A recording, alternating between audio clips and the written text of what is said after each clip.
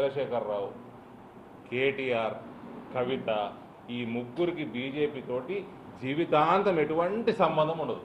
క్వశ్చనే లేదు. ఇక వేరే వాళ్ళు ఎటు దూకుతారో ఎటు పోతారో అవన్నీ నడుస్తూనే ఆల్రెడీ కాంగ్రెస్ విలీనం అయింది కదా, కాలేదు ఎమ్మెల్యేలు.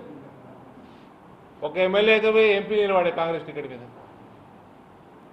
అక్కడ ఎమ్మెల్యే పోయినరు కాంగ్రెస్లో జాయిన్ అయ్యారు. అంతకుముందు కాంగ్రెస్ వాడు పోయిండు బీఆర్ఎస్లో జాయిన్ అయ్యిండు. మా దగ్గర బండి సంజయ్ చెప్పాయి మా దగ్గర కూడా జాయిన్ కావాలంటే రిజైన్ చేసి రావాలని. వీళ్ళు ముగ్గురు ఈ ట్రిపుల్ కే అవుతున్నదో కేసీఆర్, కేటీఆర్, కవిత సచ్చినా కూడా వీళ్ళు బీజేపీ దగ్గర రానియరు. వీళ్ళు ముగ్గురు మాత్రం సచ్చినా బీజేపీకి దగ్గర రానియం.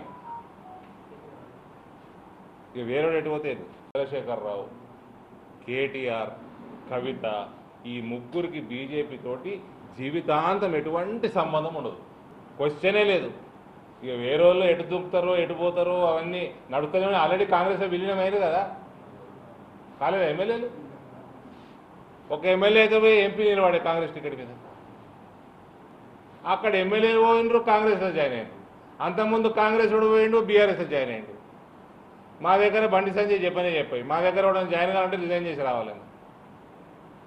వీళ్ళు ముగ్గురు ఈ ట్రిపుల్ కే అవుతున్నదో కేసీఆర్, కేటీఆర్, కవిత సచ్చినా కూడా వీళ్ళు బీజేపీ దగ్గర రానియరు.